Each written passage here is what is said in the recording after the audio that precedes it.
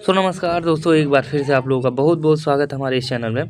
तो रेलवे की तरफ से एक अप्रेंटिसशिप भर्ती फिर से निकल आ चुकी है। कहाँ से निकली है और कितनी पोस्टें हैं, क्या क्या डॉक्यूमेंट रिक्वायरमेंट है, सारी चीज़ों के बारे में इस वीडियो में आप लोगों को जानकारी देने वाले हैं। तो आप लोग से छोटा सा टारगेट रखते हैं कि 10 लाइक आप इस लोग वीडियो पर ज़रूर कंप्लीट करेंगे। तो चलिए वीडियो को शुरू करते हैं।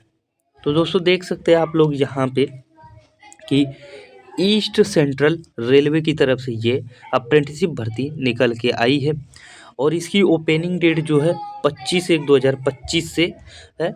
और जो है ये डेट ऑफ क्लोजिंग इसकी है, यानी 14/2/2025 को ये इसकी डेट ख़त्म हो जाएगी। तो उससे पहले आप फॉर्म भर लीजिएगा। इसमें नंबर ऑफ पोस्ट की बात करें तो 1154 पोस्ट पर ये अप्रेंटिसशिप भर्ती निकल के आई है। आगे क्या जानकारी है चलिए आप लोगों को हम बताते हैं। देखिए यहाँ पे सिलेक्शन प्रोसेस की बात करी है। तीसरा वाला पॉइंट हम आप लोगों को समझाना चाहेंगे, ये वाला पॉइंट, ये वाला। ठीक है दोस्तों, इसमें दिखा है कि selection for apprenticeship training will be on the basis of merit list. यानी मोटी मोटा मैं आप लोगों को समझाना चाहूँगा। तो जो सिलेक्शन होगा आपका हाई स्कूल का 50%, ठीक है, प्लस ITI का 50%, दोनों को इक्वल में करके, दोनों का जोड़ के आधा करके निकाला जाएगा। यानी एवरेज दोनों का 10th का प्लस ITI का एवरेज निकाला जाएगा। उसी बेस पे आपकी ये कट ऑफ बनेगी। और आगे चलिए देखते हैं क्या क्या आपके काम की चीज़ें हैं। तो दोस्तों आप लोग यहाँ से देख सकते हैं ये सारे डिवीज़न हैं जहाँ जहाँ पे वैकेंसी निकल के आई हुई है। देखिए पहला है दानापुर डिवीज़न। दानापुर डिवीज़न में जो है फीटर वालों के लिए ये फीटर वाला सेक्शन है। जनरल के लिए 82 पोस्ट है, OBC के लिए 54 पोस्ट है, SC के लिए 30 पोस्ट है और ST के लिए 15 पोस्ट है। ऐसे करके टोटल 201 पोस्ट है। ऐसे ही वेल्डर के लिए देख लीजिएगा, मैकेनिक डीजल का है, रेफ्रिजरेशन का है। ऐसे ही तमाम यहाँ पे ट्रेडें दी गई हैं। तो जो भी आपकी ट्रेड है आप चूज कर लीजिएगा। अगला डिवीज़न है आपका, ये है धनबाद डिवीज़न। ठीक है दोस्तों, धनबाद में भी ऐसा ही है। ठीक, उसके बाद है पंडित दीनदयाल उपाध्याय डिवीज़न है, सोनपुर डिवीज़न है, ठीक है, और समस्तीपुर डिवीज़न है, और एक है दीनदयाल उपाध्याय, ये प्लांट डिपोट वाला है। ठीक है, और एक कैरेज रिपेयर वर्कशॉप हरनौत में है, और अगला है मैकेनिकल वर्कशॉप समस्तीपुर में। इतनी जगह, ये इतने डिवीज़न में जो है आपका वैकेंसी निकल के आई हुई है। ठीक है, आगे चलते हैं दोस्तों, देखते हैं। तो ये दोस्तों देखिए यहाँ पे आपके काम की चीज़ें हैं, थोड़ा सा मैं आप लोगों को बताना चाहूँ तो ये है हम लोगों का एलिजिबिलिटी क्राइटेरिया। ठीक है, क्या क्या आपके पास होना चाहिए। The candidate should have complete 15 year of एगो and should not have completed 24 year of, इतना से ये जो डेट दिया है कह रहा है कि 15 साल का एज आप कंप्लीट कर चुके हैं और 24 साल से ज़्यादा नहीं होना चाहिए, इससे काउंट किया जाएगा। The upper age limit age कह रहा है कि जब आपकी इससे 24 साल से ज़्यादा की एज जा रही है तो आपका फिर देखा जाएगा कि आप एज रिलैक्सेशन के अंदर आते हैं कि नहीं। यहाँ पे एज रिलैक्सेशन SC ST वालों के लिए 5 साल का और OBC वालों को 3 साल का मिलेगा। ठीक है दोस्तों, आगे चलते हैं। आगे दोस्तों देखते हैं एजुकेशनल क्वालिफिकेशन। दोस्तों देखिए यहाँ पे क्या चाहिए हमको, ये देख लीजिए आप। एजुकेशनल क्वालिफिकेशन में ये वाला सेक्शन आपको पढ़ना है। इसमें दिया the candidate must have past 10th पास होना चाहिए, ठीक है, और साथ में ITI होना चाहिए। ठीक, 10th प्लस ITI आपके पास होना चाहिए, तभी आप भर पाएंगे। पेमेंट की बात की जाए तो पेमेंट आपको 100 रुपये करनी है।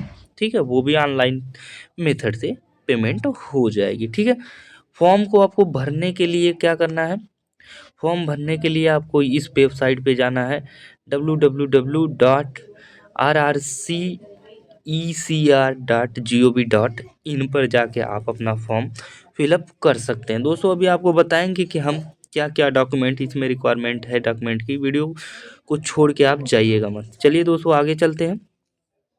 मैं आपके काम की चीज़ों को बारे में इस वीडियो में डिस्कस कर रहा हूँ, बाकी इस पीडीएफ में तो बहुत सारी चीज़ें लिखी हुई हैं, ठीक है दोस्तों, तो उसको हम नहीं देखेंगे। ठीक, ये देखिए यहाँ पे देख दिया है कि हाउ टू अप्लाई कैसे करना है, तो कह रहा है वही वाली वेबसाइट यहाँ पे बता रहे हैं, वहाँ से जा आपको फिलअप करना है। ठीक है, आगे चलते हैं दोस्तों। देखिए दोस्तों, यहाँ पे फोटो के लिए बात की गई है, ये थोड़ा सा पॉइंट आप लोग ध्यान से देखिएगा, फोटो वाला ये वाला सेक्शन। ठीक है, candidate are required to upload their colour photo, आपको कैसा फोटो अपलोड करना है, कलर फोटोग्राफ, जिसकी साइज जो रहनी चाहिए यहाँ पे दिया गया है दोस्तों, देखिए यहाँ पे जेपीजी फॉर्मेट में होना चाहिए। 100 DPI size of file should be between 20 केबी से 70 केबी के बीच में उसकी साइज रहना चाहिए। यहाँ पे देखिए दोस्तों, फोटो की साइज ये रहनी चाहिए आपके। ठीक, आगे चलते हैं दोस्तों। देखिए ये सिग्नेचर के बारे में बात करी हमसे, ये सिग्नेचर है। सिग्नेचर के लिए क्या इन्होंने कहा है कि इसकी जो साइज रहनी चाहिए आपकी 10 केबी से 30 केबी के बीच में, और फॉर्मेट आपका जेपीजी या जेपीईजी रहना चाहिए। यहाँ पे एक चीज़ है कि रनिंग हैंड राइटिंग में ही आपकी सिग्नेचर रहनी चाहिए, ना कि ब्लॉक या कैपिटल लेटर में हो। ठीक, ये बातें आपको ध्यान में रखनी है। ठीक, आगे देखिए यहाँ पे मैं आप लोगों को थोड़ा सा बताना चाहूँगा, ये वाला सेक्शन जो है ये आपके काम का बहुत ही ज़रूरी है। ये डॉक्यूमेंट अपलोडेड वाला, क्या क्या डॉक्यूमेंट आपको अपलोड करना है, इसमें 10th की जो है आपकी मार्कशीट हो गई। ठीक, प्रूफ में आप दे सकते हैं, डेट ऑफ बर्थ के लिए 10th की मार्कशीट भी दे सकते हैं। उसके बाद जो है कंसोलिडेटेड मार्कशीट आईटीआई की जो है वो आपको देनी है। इसमें कंसोलिडेटेड मतलब फर्स्ट ईयर सेकेंड ईयर की मार्कशीट एक ही में मिलेगी, उसे ही कंसोलिडेटेड मार्कशीट कही जाएगी। ठीक है, अगर सेमेस्टर वाइज आपकी है तो सेमेस्टर वाइज सभी अपलोड करनी पड़ेगी। उसके बाद देखिए यहाँ पे national trade certificate issue by, ठीक है, एनसीवीटी के थ्रू जो मिला है सर्टिफिकेट वो भी अपलोड करना है आपको, मार्कशीट और सर्टिफिकेट दोनों अपलोड करना है। उसके बाद आपको caste certificate SC ST OBC वालों के लिए है ये। ठीक है, अगर EWS सर्टिफिकेट आप EWS में आते हैं तो आपको EWS सर्टिफिकेट देना पड़ेगा। अच्छा दोस्तों, यहाँ पे देखिए कास्ट सर्टिफिकेट जो आपका रहेगा वो लगेगा आपका सेंट्रल का, कौन सा, सेंट्रल का कास्ट सर्टिफिकेट लगेगा। ठीक है, तो सेंट्रल का आप प्रयोग करिएगा, ना कि आपका स्टेट का रहना चाहिए। ठीक, अगला भाई जो विकलांग लोग हैं उनके लिए ये है। ठीक, बाकी आगे चलते दोस्तों, ये सारे आपको डॉक्यूमेंट लगेंगे, बाकी आधार लगेगा, फोटो लगेगा ही, आपको ये सारी चीज़ें पता ही है। ठीक, देखिए लास्ट डेट इसकी हमने आपको बता ही दिया है। अब यहाँ पे थोड़ा सा आपको ये पॉइंट नोट करना पड़ेगा। देखिए ये 16 पॉइंट ट्रेनिंग पीरियड स्टाइपेंड, ये कहे हैं कि ट्रेनिंग पीरियड में आपको जो स्टाइपेंड अदर जगह मिलता है वही मिलेगा। ठीक है, एक अप्रेंटिसशिप प्रशिक्षु को जो ट्रेनिंग पीरियड में स्टाइपेंड मिलता है वो आपको मिलेगा। और यहाँ पे देखिए 16.2 में इन्होंने कहा नो हॉस्टल कमेंडेशन, यानी कि आपको कोई भी हॉस्टल की सुविधा नहीं दी जाएगी। जब तक भी आप रहेंगे खुद से आपको खाना पीना रहना होगा, और आपकी 1 साल की जब भी ट्रेनिंग कंप्लीट होगी आपको घर वापस भेज दिया जाएगा। और दोस्तों देखिए यहाँ पे एग्रीमेंट भी आपसे कराया जाएगा, कॉन्ट्रैक्ट 1 साल के लिए। ठीक है, इसमें इन्होंने कहा भी है कि हम 1 साल के लिए आपको अप्रेंटिस पे रख रहे हैं, तो इसका मतलब नहीं कि 1 साल के बाद हम आपको जॉब रेलवे में दे ही देंगे। ठीक है दोस्तों, ये पॉइंट है। बाकी मेडिकल सर्टिफिकेट के लिए क्या है, आप कहीं गवर्नमेंट अथराइज्ड जो भी डॉक्टर हैं जिसका एक रजिस्ट्रेशन नंबर हो, वहाँ से मेडिकल फिटनेस बनवा के लेके जाना पड़ेगा, ये जब आप शॉर्ट लिस्टेड होंगे उसके बाद। तो आई होप कि हमने सारी चीज़ें आपको समझा दी है, बट अभी भी आपका कोई डाउट है तो कमेंट में आप पूछ सकते हैं दोस्तों। जो भी भाई ECR से अप्रेंटिसशिप करना चाह रहे हैं वो कर लें और जाके फॉर्म को फिलअप कर दें, जिसकी फ़ी मामूली सी फ़ीस है यार, 100 रुपये फ़ी आप पे कर ही सकते हो। ठीक है, तो थैंक यू दोस्तों, मिलते हैं फिर अगली वीडियो में, तब तक के लिए जय हिंद, जय भारत।